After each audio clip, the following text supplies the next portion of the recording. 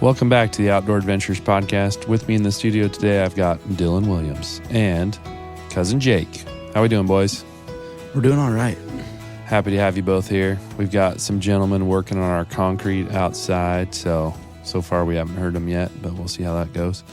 We've got a few announcements for the OAP community. Number one, ODOT gave me an update on the bridge in Corvallis. So they have switched the Van Buren Bridge eastbound over the river until 2025 to a temporary bridge. Good news. It can handle school buses now. So it's going to be like that until 2025. That is good news, though. Yeah, and we got some maps we can post on that for the river access and, bike access, because it does change things up a little bit for anyone using those areas. And ODOT wanted us to let you all know about that. So then we've debated on this show a few times the age of deer, and I've said some things that probably weren't accurate. I'm pretty confident that they weren't most likely accurate, but they were just based on my experience. And so I found this article about aging deer, and I was like, hey, that's cool. So the oldest wild whitetail ever documented. Anyone want to guess the age on that one? 15 years old. Oh, good guess. 28. 24. 24 years old, oldest white-tailed deer ever documented. And then there's a ton of good evidence that deer can make it to extreme ages. And in captivity, an older deer typically lasts 23 to 24 years old. So they talk about winter kill a lot in here, bucks versus does. I'll post this article because it's something that we've debated off and on for a long time. Now, on mule deer, it says the oldest mule deer they've ever aged was 20 years old. So, and then with blacktail, they've gotten a 22-year-old. So that whitetail at 24 is like the record of deer that these guys have aged. So That's insane. Could you imagine? What do they even look like when they get that old? yeah, I don't know. So it says most bucks coming through their check station are 2.5 to 6.5 years old. So these are mule deer they're talking about. In the wild, a mule deer typically lives from 8.5 to 10.5 years old. So one that like doubles that life expectancy. Yeah, that's insane. Yeah, he's probably a little arthritic in his joints. Probably doesn't have a whole lot of teeth. Jumps right. Williams will always jump to arthritis somewhere. Hey, gout. Yeah, I'm guessing his antlers aren't quite what they used to be, So I bet the antlers look crazy. yeah, I don't know. It's He's tired in gray sweats. Well, it does say here too that deer remain fertile their whole life, and so does. They've got some does that are 24 years old and still giving birth to fawns the last year of their life. So, holy crap. Grandma's still getting it done, Like, I've got a sheep in my pasture who's like 16 plus years old, and her name's Linda, and that old biddy, she's still having babies too. So It's close to the same. it's pretty similar, I think. Yeah, she used to live in a barn, and they're out in the wild, Right. fighting for their lives. Right, true. She gets some grain every night to come into the barn. Yeah, but Linda has to get chased around by coyotes. That's true. all day. Yeah, that's true. Her baby got coyote eaten last year. So R.I.P. pour one out. I'm going to also, bouncing around a little bit on these announcements, but I am a member of the Oregon Hunters Association. They're the ones that sponsor the Turn In Poachers hotline, but they also give away guns every month. So it's a cool organization to be a part of. But they have been fighting this Measure 114, which is that gun control measure where you can't have a gun with a clip over 10 rounds in it, and then all the things that it created, which was basically just a rush on guns when that passed. But there is a judge in Harney County that has stopped that. And so now the state of Oregon is going to take that to the Supreme Court and fight to get it back. So we'll see how that plays out. Harney County. But yeah, OHA is stepping up for gun rights and hunters. So that's what they do. But they put out Where some. is Harney County? Harney County's down by kind of Burns, down in that area. Oh, yeah. So anyway, they put out this magazine every month when you're a member, and it's called the Oregon Hunter magazine. And so I pulled out the July-August edition because it had some statistics on wildlife in Oregon. So blacktail buck-to-doe ratios are estimated at 60 to 100. So that means, every buck, there's 60 to 100 does on the blacktail. Dang. And then data from the radio-collared black-tailed does have a survival rates of 71 to 84%. So they're doing pretty good is basically what they said. Blacktail, they don't give stats in here on what the actual numbers are, but mule deer population data is estimated between 160,000 and 165,000 mule deer in Oregon. Their management goal is 350,000 mule deer, but they've kind of stayed in that 160 to 165 for the last few years. Elk, Rocky Mountain elk, the population is estimated around 71,000. The goal is around 74,000. So we're right on track with where we want to be with the Rocky Mountain elk. And then on the coasties, or the Roosevelt elk, we've got about 56,500 of those, and they're trying to beat about 71,000. It's amazing there's that many, and they're so hard to find. I was just about to say, 56,000. I didn't even get to see one. Right. You saw some sign. Yeah, that's pretty cool. Yeah. And then pronghorn are estimated between 16 and 19,000 in Oregon. And we got 4,500 bighorn sheep, 1,200 Rocky Mountain goats, 34,000 bears, and about 7,000 cougars. I don't know how they do these or where they get the numbers. There's a check station that all the animals walk through, and they just count them as they go in. Like the Bonneville Dam with salmon, but they're all estimated based off of population surveys. And we've always thought, like, the blacktail numbers, how the heck are you going to get those accurate? Yeah. They've got so much cover. There's so much land that, And they're so sneaky, I don't know. I understand elk is a pretty large animal, and if you got a helicopter and you're trying to survey them, it's probably a little easier. But oh, yeah. Anyway, those were my announcements. And then Dylan's going to update us on the reg changes for 2024. Yeah, there's a couple new hunts floating around for 2024. You got a whitetail bow that runs November 16th to December 1st in the Grant County. I couldn't give you any additional information on what that is. And then we have some youth tags in the 100 series. And these ones, basically, they just kind of start you a week earlier than everyone else. So you'll get that. You'll get started around September 30th to October 16th. I believe most of the other ones. Where's the rifle? Sam? Isn't it any weapon now? It's always any weapon. Yeah. I don't know. I know it's like October 5th or something. Oh, a general rifle, as you're saying. Yeah. No. The 100 series controlled hunts. It changed 2 days. Yeah, it's October 5th through October 16th this year. Yep. So you'll get a week earlier start with a youth tag. In some units, there's just a handful of them. And they added 4 or 5 new units, it looks like, to the youth tags. Yeah, they did that, and then jump into elk. And then there's also just some miscellaneous season date changes and stuff laying around. But archery elk has changed a little bit. Not all the Eastern Oregon units, which they weren't already. But we got some of them back for that archery season, where you just have to get the general season tag, and you can hunt a more wide variety of units throughout the state. You are still getting a chunk that is controlled, but it's pretty cool that they're opening it back up somewhat. Yeah, they opened it back up. That was the biggest thing. The guy at Sportsman's, when I picked these up, was like, do you see they opened elk back up? So it was more of an over-the-counter archery tag for elk. You got a bigger area to go hunt. And you can go hunt over east and then come back over here if you're not successful and keep hunting. So, I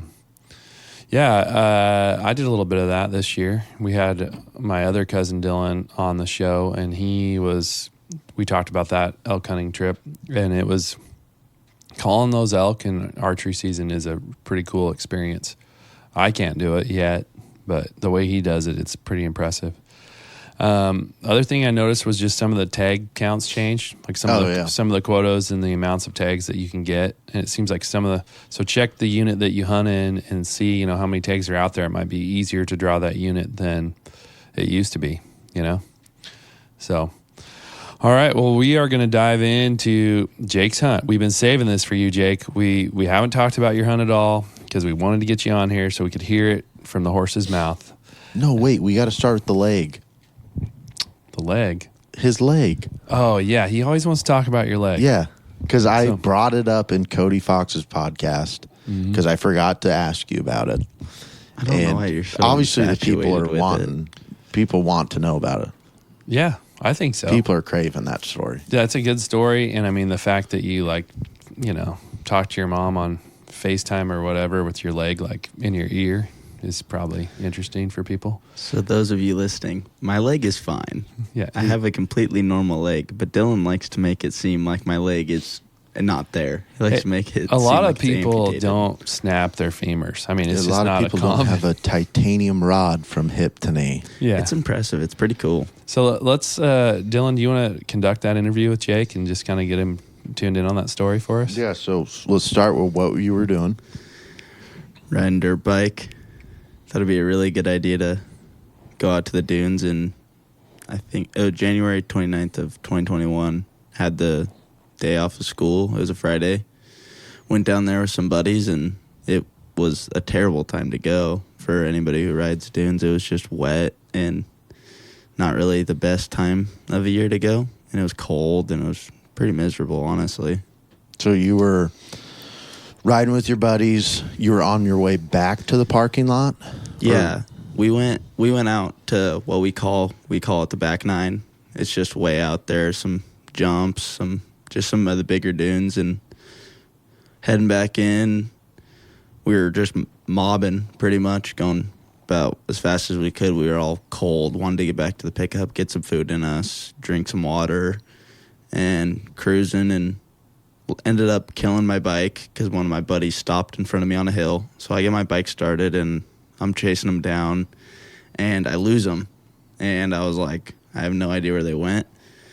So I was just like, oh, they probably took a different way back to the parking lot. So I started going the way I know how to get back to the parking lot, which now I know is the worst way to go in the wintertime because it's just covered in water, and there's just holes, and there's drop-offs and stuff.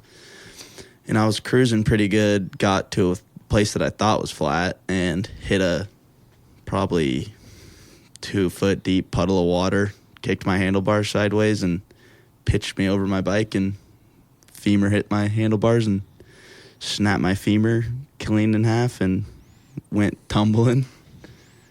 And you wake up from what you told me, you come to from that incident, and you just kind of had your head tilted sideways, and all you could see was your toes. Yeah, I knocked myself out, which was the scariest part. I don't really remember being knocked out, but I also don't remember landing, which I guess in a situation like that, it's kind of everything's going so fast and you're in so much shock, you don't really remember everything. But yeah, just him laying there looking up at the sky, just like, what's going on? Like, that hurt. Wind knocked out of me, not really being able to breathe. And I looked to my left, and my left foot is pointed up at my shoulder, just sitting there. And I thought I just dislocated my knee, so I just did the worst thing I possibly could have done and grabbed it and threw it back down and tried to get it back in place. And it popped, made some gross noises, and I was like, oh, that's not good. Man, that's crazy. Like, you guys can't see my face, but I'm cringing as he's telling this story, just picturing. How fast do you think you were going? On the bike I was on my old KTM 450, and I was in 5th gear, going as fast as I possibly could. So probably, I don't know. When I hit the puddle, I was probably going about 60, 65. And do you think anybody witnessed you crash? No.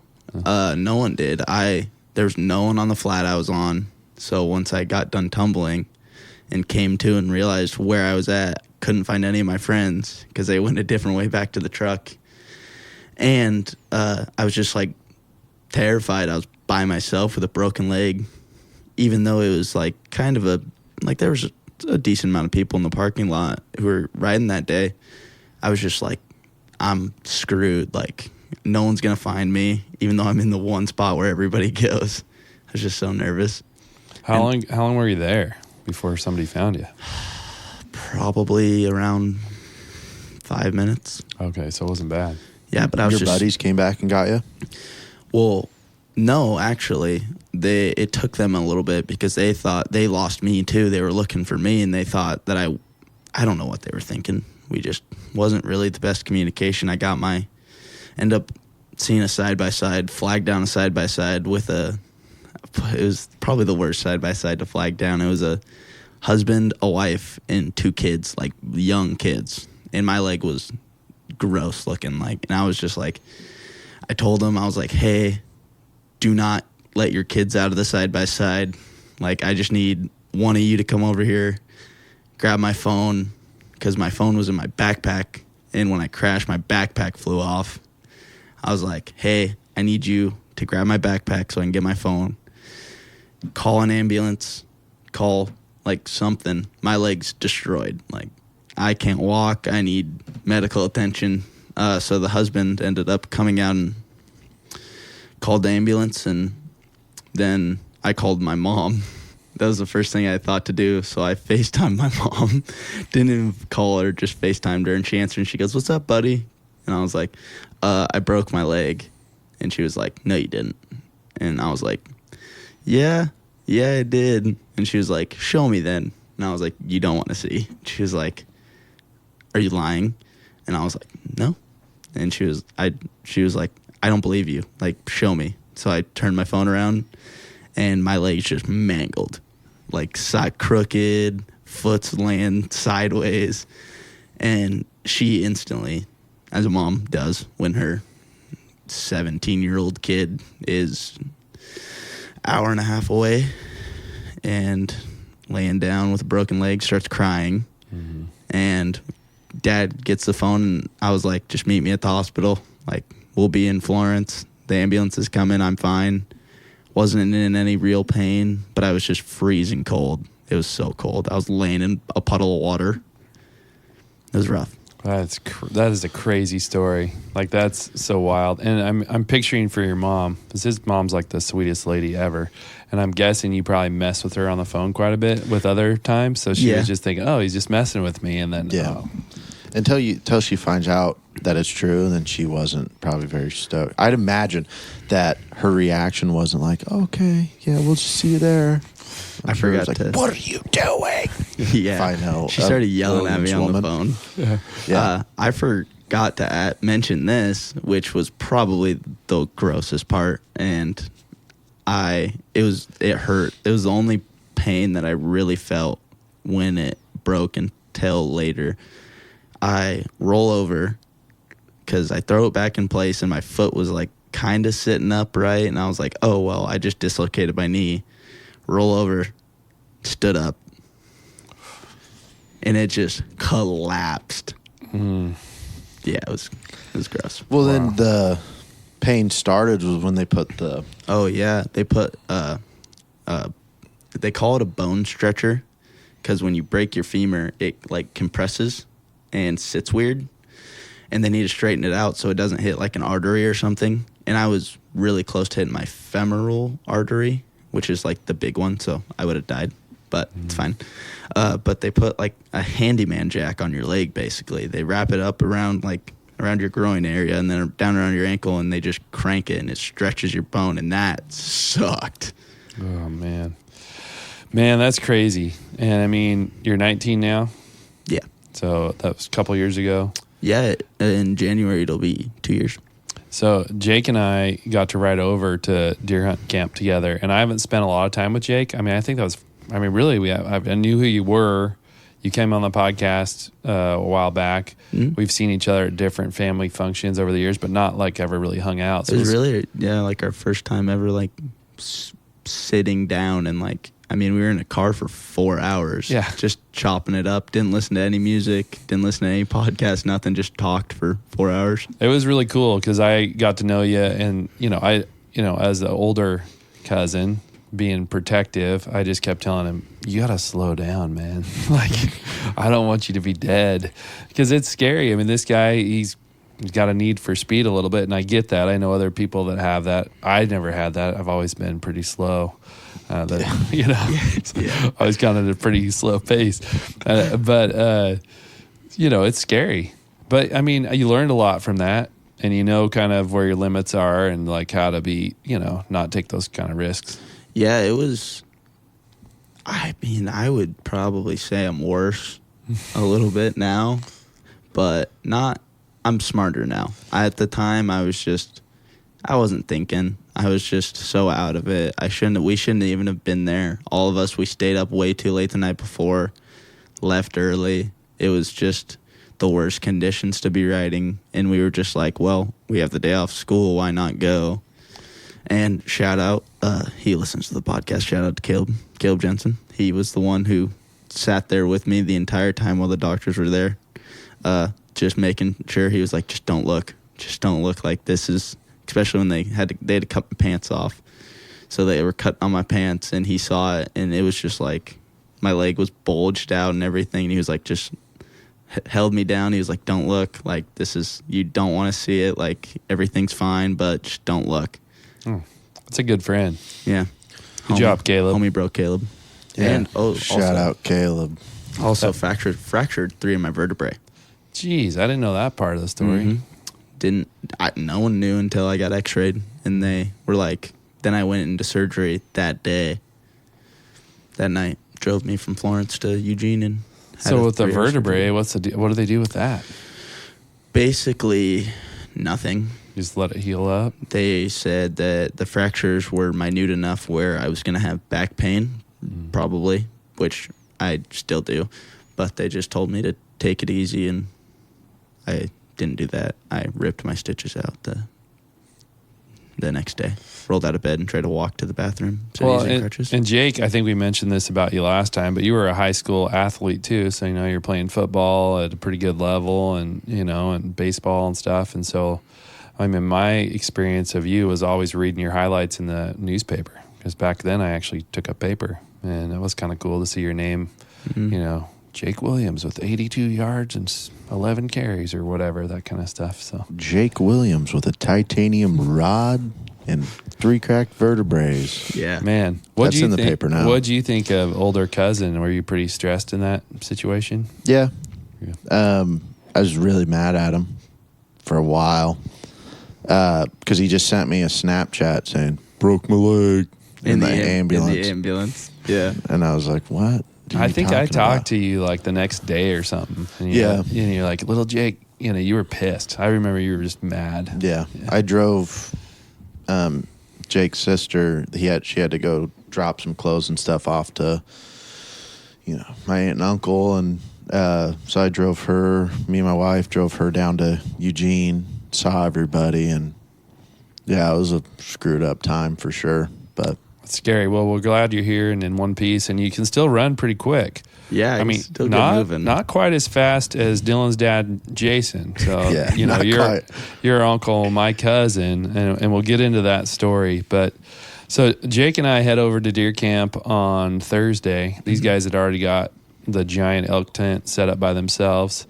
Yeah, so, thank you guys for that. Yeah, so Jason was a little sore. His back was hurting him a little bit after that. But yeah, they had everything ready to rock and roll, and we were doing some scouting and whatnot. And one of the evenings, so we'll tell this story because it happens before your hunt. We're out and about scout.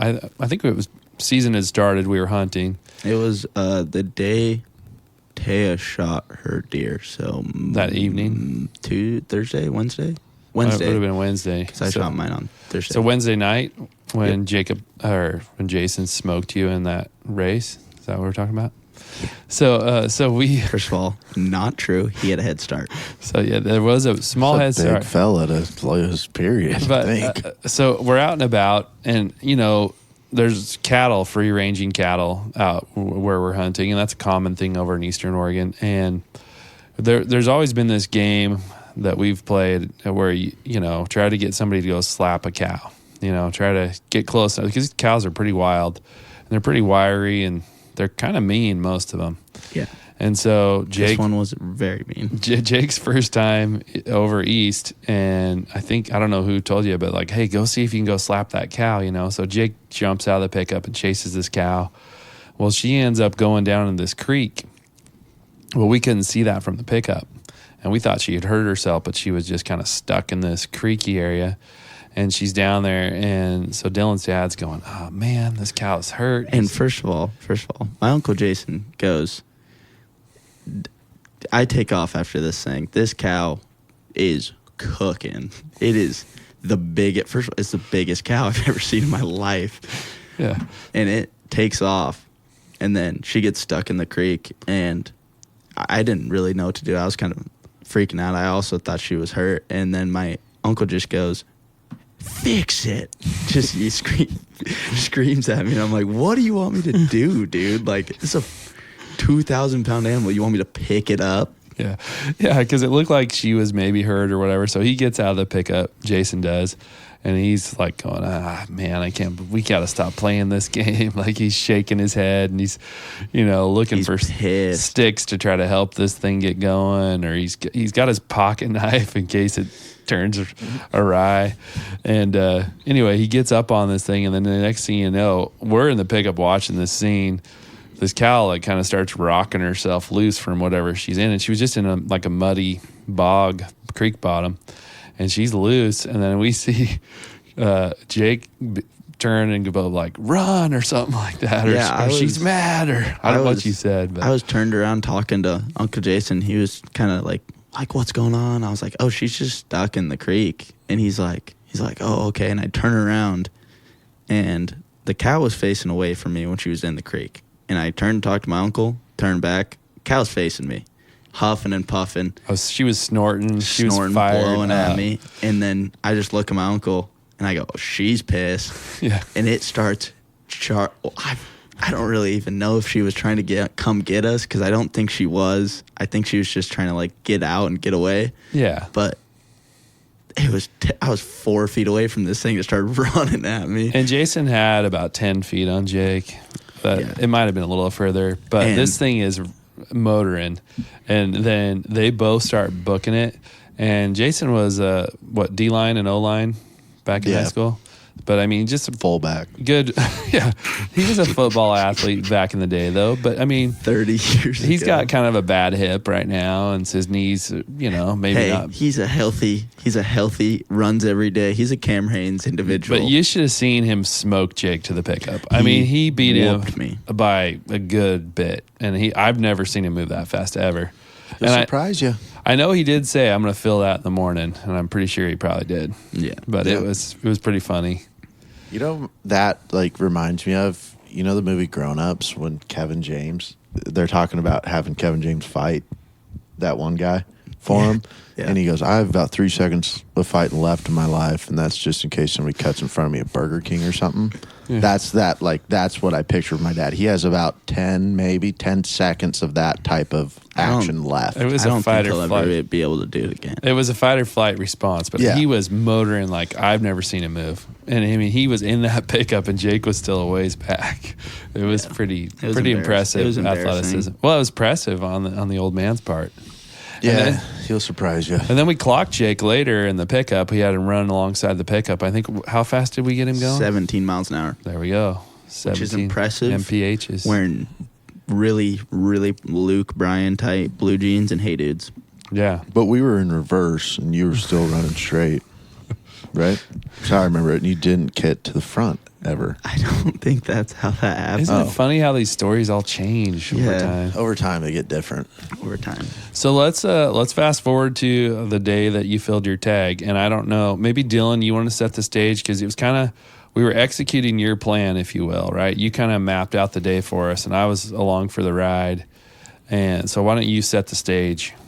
Well, we've been chasing these bucks, doing the same walk, basically every day. We did. I'm pretty sure at least you guys did it every day. I did it every single day. And the day before, you guys were really close to having an opportunity to really big buck. And then we pulled up in the pickup moments after Taya shot hers.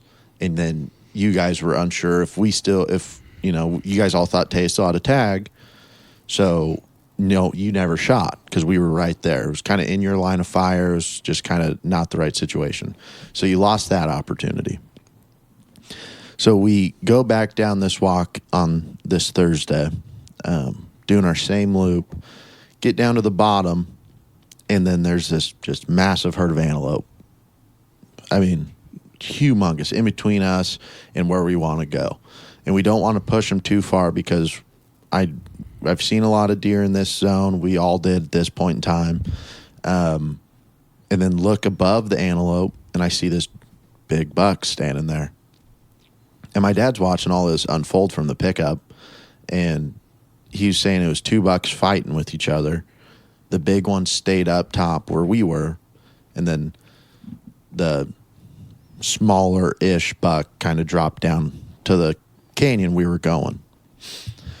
So and we try to make... Just to clarify, we're like 3 miles probably from the pickup, right? But just the angle of where this draw is, he can watch us with a spotting scope all the way. Yeah. This was the longest. This walk was the longest walk we've done because we went all the way to where you hit private, and then we cut over. Yeah, we went as far as we could on Yeah. the public ground, and then we kind of cut the edge of that private and walked our way back. Well, and our plan kind of changed, too, because once we got there, once we saw that big buck, I wanted to make a play, try to figure out something. We kind of just dropped down in the bottom and try to come up the other side in hopes to see that deer again. So we went way to the right of him because we were thinking, okay, if we go really far right, we got all this ground to cover. He's got all these draws and canyons, and we're going to look in all of them.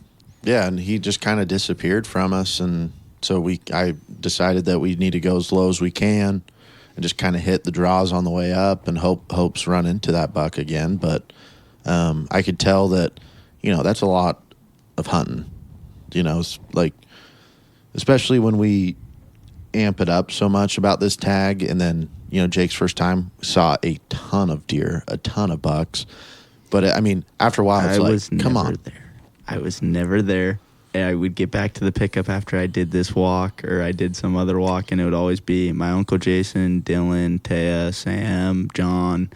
Oh, yeah, we saw 4 shooter bucks. And I go, well, I saw 3 spikes, so what's up? That first morning, though, with Dylan, you had 2 or 3 different bucks that were running. I saw 4.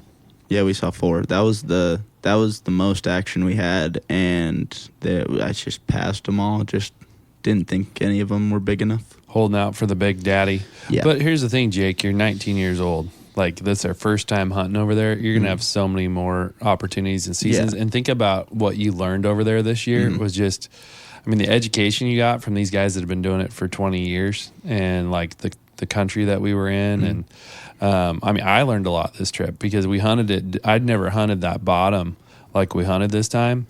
I'd always hunted more up on the top of it.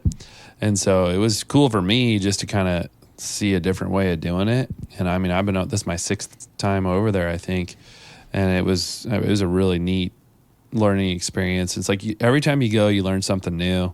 And watching some of the behaviors and some of the deer that we saw bed down right in front of us. And it's like, man, I was telling Dylan the other day, if we just sat still in areas that we know these bucks bed in, we would kill nice big bucks. Yeah. But we like to get out there and get after it, Yeah. So. When I knew, at this point, we've been walking for a while, and I knew that Jake was. It gets a little frustrating, especially knowing that, when you're the tag holder. For me, my first couple times, the first year I went was incredible, unbelievable, but I missed so many deer, so that was the frustrating part for me. But the second time, I went the year before, and there's deer everywhere running around. It's like, man, it's gonna be so good for mine. And then you just aren't seeing the numbers or whatever the case may be. You're not seeing those big bucks that you want to see. So I know that it gets a little frustrating being that tag holder, especially getting that late in the season. And so I knew that we needed to make a play and make something happen for them. But I knew that the spot we were getting to was going to play out. and it did in a big way. But I'm not going to take your thunder on that, Jake. I'll let you take it from there. Yeah, it was getting towards the end of the time that we were going to be there. Not just me, everybody had been grinding and just long days, long walks, taking almost, that walk was probably to where we got to get my shot on was 4 or 5 hours. It was just, we were grinding. We were really getting up early. I was getting up early every day with my uncle and getting down to the spot that we needed to be at way before it was even light, and then taking the walk that we were doing. So it was a little bit frustrating. I mean, I knew I was going to fill my tag no matter what. There was nothing, that wasn't really the issue. It was the being the last tag and having a little bit of the, what would you say, like just pressure. Yeah, performance pressure for sure. A little bit of the pressure to get it done, and so we can just kind of celebrate and have a chill day and just kind of hang out the rest of the time. And I was just working, and I was I will not lie, I was a little bit down in the dumps. I was getting a little bit over the walk. It was a long walk. My feet were soaking wet for some reason. Well, especially at this time, too, we haven't seen a deer since we've seen that big buck in 2.5 hours, probably. And by the time we're getting and we up. thought for sure we'd get on him again. And we're looking in all these draws and canyons, and Dylan knows deer behavior well enough and kind of where these guys escape at. So he had some ideas of where he could be, and we're checking, and he's not there. And I'm picking up chunks of obsidian, and so is Jake every few feet. And Dylan's like, "That's the last rock. You're not picking up another rock." Yeah, it was insane. I kept hearing Jake. So I kept thinking he was seeing deer or something, and I just looked back, and he's holding up a rock to show Jake. And I'm like, "Hey, man, we're here for a different thing." I think. And I had we were rock hunting. Yeah, and I had vertigo pretty bad, so I had I had a couple days earlier had gotten my buck, and Jake's dad was it was before that. It was when your dad was there, and we had a pretty fun night where your dad's pretty musically talented, and he's really good. He created a song that got us all pretty laughing, and I had a pretty fun night and maybe consumed a little bit more than I should have. Mm-hmm. And so I was giggling pretty hard. Dylan says I was whipping my head around like a rag doll, but I woke up the next morning with some vertigo, and it just kept gradually getting worse every day. So I was glad that it took me 3-4 weeks once I got home for that to go away. But every time I'd bend over to pick a rock up, I'd get back up and I would be all dizzy. But that whole hunt, I was so glad that I didn't have to pull a trigger because I was just totally vertigoed out. Back to when I woke up that morning, I just look over, Sam sleeping right next to me, and I look over at him, and his head's just hanging off the cot. So he's looking directly underneath mine, upside down. And I didn't know whether or not to wake him. Thought he was dead for a minute, and then he started snoring. Which I'm confused on how his head was off that thing, because he has a queen-size mattress for a cot. I know, the biggest cot I've ever seen in my life. Yeah, but it was the just weirdest angle. He was almost in an L shape. Laying down. It wasn't good. That vertigo was bad. Yeah. But, so fast forward, I got vertigo. We've been picking up a bunch of rocks. Jake's a little deflated, and we're coming up on pretty much maybe second to last draw. We're still about 1.5 miles, 2 miles from the pickup. We're getting right. Well, I guess I can't. Kyle's. I was going to throw some Kyle stuff under there, but this draw that I basically killed my buck in a few years ago. It was... Yeah, we're just Dylan every probably 5 minutes. Dude, it's going to happen. Like, you got to keep your head up. Like, we're in a good spot. It's going to happen. We're going to see a deer in the straw. Like, and he kept saying, get a little bit farther back from that edge because there are going to be deer. Deer are going to stand up and run. And lo and behold, called it. We're walking, and Dill goes, "Oh, there's a buck.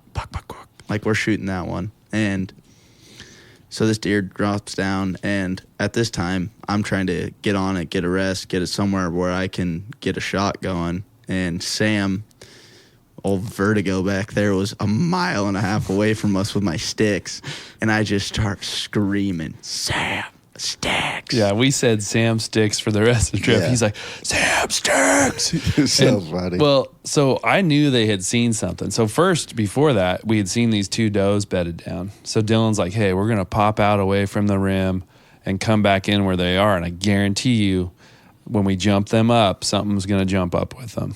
And you guys got a little bit ahead of me. Maybe there was another rock I needed to pick up. I don't know. Something. But somehow you guys got a little bit ahead of me. And so I don't know how far back I am on you guys. But as soon as I saw you guys reacting, I was like, okay, they're on something, because you guys were running. The deer was already kind of running. And I'm already running when you're yelling Sam Sticks because I knew. And I get those sticks under you. Go ahead. Yeah. Yeah, Sam finally got over there with the sticks. This deer was dropping straight down, and it hit the bottom, and I was waiting for it to figure out if it was going to break right, break left, or just run right back up the hill. And it starts motoring up this hill. It gets about, what would you say, halfway up? Pretty close. Yeah. Pretty close. Gets about halfway up and takes kind of a hard right and just starts trotting a little bit. Stops broadside. The perfect shot we could have asked for. Well, the perfect setting. How did it too. stop broadside? Dylan was trying to whistle for it, but he had no moisture in his mouth. Oh, so so Dylan's trying to whistle, and he's going. Sam's yelling. And I just went the, meh, and then the thing stops. Stops broadside. Luckily got to use my dad's 270, my favorite gun ever, and stops broadside, and that thing's just a straight shooting sun gun. What was it, 205, 203? I think it was more like 250. I think I don't know. No, We'd have to rearrange it. Was it? It was two in the something. It was Yeah. a low twos. Could have been low- 225 or something. It was low twos, and I thought I have 202 on the head for some Okay. reason. 202. It could be. It was 202. It Somewhere was in something there. like that. But yeah, stopped broadside at about 200 yards and just put a pretty good shot on it. I don't think I could have made a better shot, really.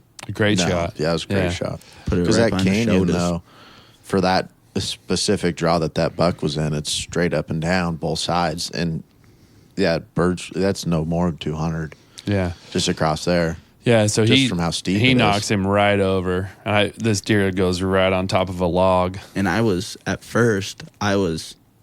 pissed because when I shot, it got a little bit like smoky, and I was like, are you kidding me? Couldn't see him, and then I just hear Dylan go. He went down, and Dylan just screams, "Let's go!" so loud that a mile away, my uncle in the pickup with his window down could hear Dylan screaming. He could hear all of us yelling, and it was just right after that. We didn't really even think about how crappy the pack out was going to be. It was nothing but smiles, hugs, high fives, just Hugging, high-fiving, It was- celebrating. That was Yeah. a special moment for Really cool. It was Yeah. the culmination of the whole hunt, and just it was the most happy I've been shooting a deer, even more than my big blacktail hunt, where it was again working. Walked in about 4 miles on that one too. I like to walk really far and shoot them. Yeah. I found out. That's your style. It is. Yeah, dude. I like it too, man. But yeah, we were all just elated to have that last tag punched, and just then that elation fades pretty quick I mean, honestly, we were still pretty happy when we got to the deer, yeah, but then when we start coming down the hill and back Yeah. up, yeah. The there back up was like, we sure we don't want to just cut it up, take Yeah. it out in pieces. yeah, Dylan kept going, when are we going to start quartering stuff? Why do we always got to take things out whole? Oh, it's just it's like my dad's way that, like, especially for him, he's not coming down in those holes with us. And he'll do it if he has a tag, but he ain't going to do it if it's And me. None of us had water. Yeah, no water. When we saw him walking through the flat at us, and for a second, I thought I was dying from Dylan- yeah. dehydration. Dylan I go, grabs I me, he think goes- I think that's a ghost. Dylan goes, "Is that?" He said, "Oh, there's my dad," and I couldn't see him because I was. Yeah, I couldn't neither of either. you guys No. could. That's Well- what made me think I was going insane. Well, it's because we were blind from dragging that deer for a mile. Dylan just looks at me and goes, "Dude, I think I'm hallucinating. If you guys don't see, and then we ended up seeing old Big Brown. We're just all coming through the woods. Oh, we were so happy. He had water bottles in each of his pockets. Then you said, he's got water. Well, because we were probably a mile back at that point, maybe 3/4 of a mile. But how we were getting this deer out, we got to set that scene. So Dylan and I had one hand on each horn, each antler, and I had. It was Jake's that was after we get it up to the flat, though. Yeah, so we field dressed him, get him up top. We took turns running, just both of us. It'd be me and Dylan would go, and then Dylan would take a break, and me and Sam would go, and then I would take a break, and Dylan and Sam would go, and we kind of just did that, 15 yards at a time. Yeah, just one pull at a time, getting that thing out, and after we got it up, we took a sizable break. Yeah, we were all tired and. Well, because I was looking for some rope, because how we did mine out of that same canyon was we just tied it around somebody's waist, around the horns, and just kind of drug, and people helping getting it over logs and stuff. And I asked Jake, I was like, you got any rope or anything in your backpack? He goes, nope. That's not true. Boy. We got down there and Dylan said, dang, we should have looked and seen if you had rope in your backpack. I thought I asked you on top. No. I mean, if you did, I just don't remember. He was in the... Yeah, you were in the phase of it. Yeah, he was in the middle of, I just killed a buck. I laid down after I shot it. After we seen it was down, I laid down and I just kind of said a little prayer and just was like so excited, so just ready to get. It's a great first mule deer too, man. Yeah. It's not one to... It's a very proud deer. Oh, sure. Yeah. It was in the hunt itself. We've talked about this quite a bit. Because his dad in the pickup, that big buck somehow eluded us and went way left. I don't know if it was the same one, but he watched that 3-point buck bed down, right next to him. What did you say, like 82 Yeah, yards? It was a nice big 3-point. That would have been way nicer. Yeah, as far as the size of the buck, but like... Well, and where it was to the pickup. True. Yeah. But like from a hunt perspective, no, you can't beat that hunt. No. It was everything I could ask for when it comes to mule deer hunting. Like just all the stories of you guys just going out and getting it done and really, truly working for it. Well, especially on that one, we went from the highest highs of seeing that big buck to then the lowest lows of not seeing one for so long, and then just having that moment where everything panned out exactly how we thought it would in the moment was unbelievable. Well, to have that play work, you'd seen those does and you're like, hey, we're going to back out and go back in. I guarantee you they're going to jump something. And sure enough, that's how it went down. And like the day before, remember when we were walking those other draws, we were throwing big rocks in the draws, trying to get stuff to jump up, and we never saw nothing. And yeah, the day before there was a herd of cattle in there. Yeah, that's right. Well, we saw him that day too, didn't we? Down on the private stuff. Yeah. But I just every time I've been there, I know that there's going to be bucks bedded. And it's right underneath your feet, right off the rim rock, right below you. Well, and the whole rock thing, I've always wanted to throw a rock and see an animal. And so shout out to Endicott Films. Nathan Endicott filmed his wife get her buck this year, and the buck's bedded, and he throws a big rock, and the thing pops up. And then she has trouble seeing it. You got to watch that video on YouTube. It's not a very long one, but she has trouble getting back on the buck when he pops up. And so Nathan's in the background. He's right there. He's standing up. Shoot him. But this is a guy that everybody around here knows in the hunting space. Yeah. And it was cool to see that like they have the same kind of reactions that we do when they're trying to get somebody else on a deer. Like, it's right there. Shoot it. Oh yeah. Well, I'm pretty sure the entire time Jacob was waiting for Sam to bring those freaking sticks over. I was just in the back of Jake's head going, shoot it, Jacob. Shoot it, Jacob. Just about 7 times, yeah.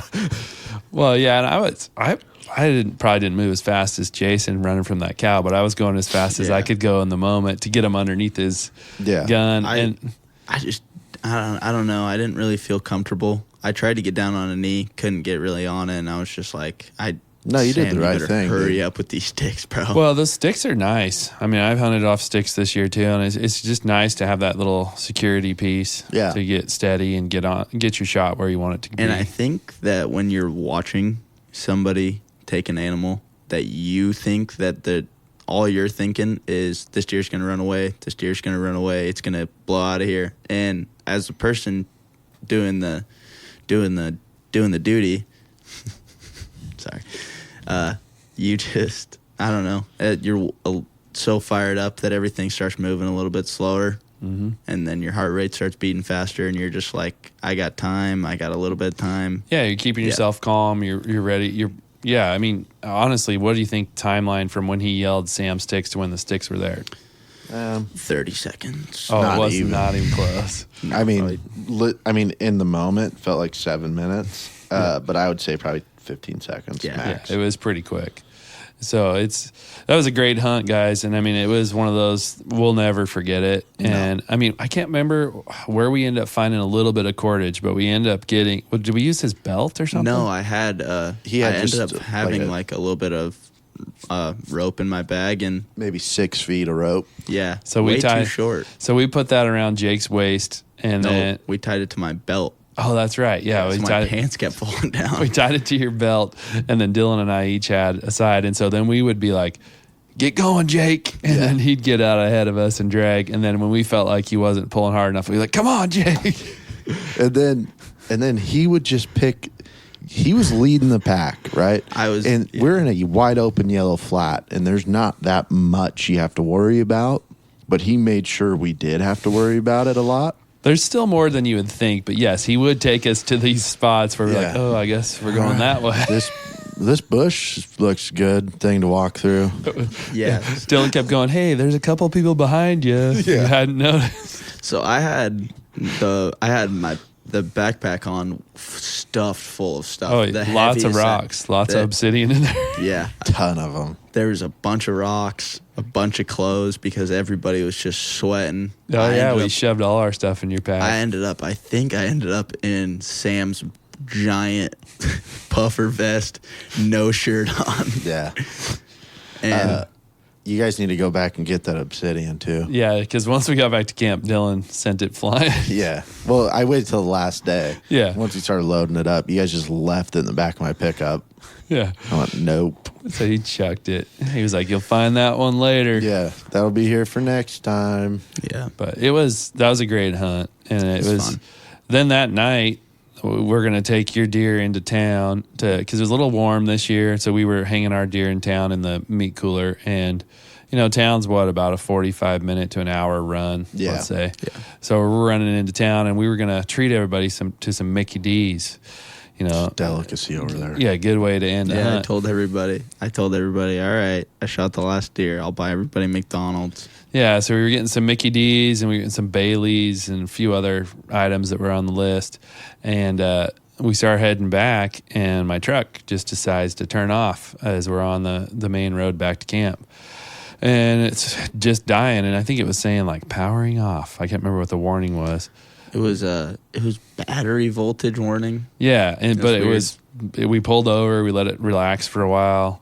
We got it going, and we were limping along a little bit, and then eventually we realized we're not going anywhere, and we ended up having to call these guys at camp. Thankfully, we got a hold of them, so they came and towed us, and everybody got some nice cold Mickey D's, and ended up being a crankshaft sensor. Well, and you were trying to leave the next day. I was going to leave the next day, but I got to spend an extra day. Well, actually, I packed everything up and started to leave, and then it started doing it again on my way back, and I had to get a tow into town and leave my truck in town for quite a while. So, yeah, it worked out. It made for another trip over there, $500 crankshaft sensor. But now the F-150's back again.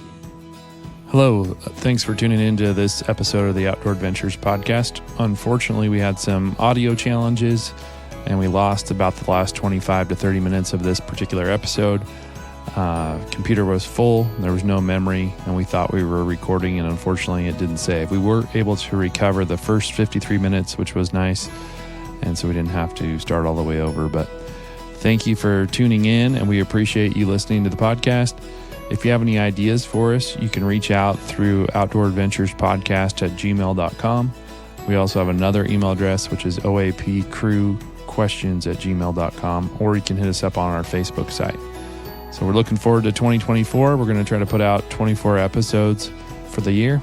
And, we're out there doing different things all the time so that we have stuff to talk about, but we're going to try to bring in some different guests, and we've got a list of different folks we're going to target. So Anyway, hope everybody's off to a great start in the new year, and we appreciate you listening.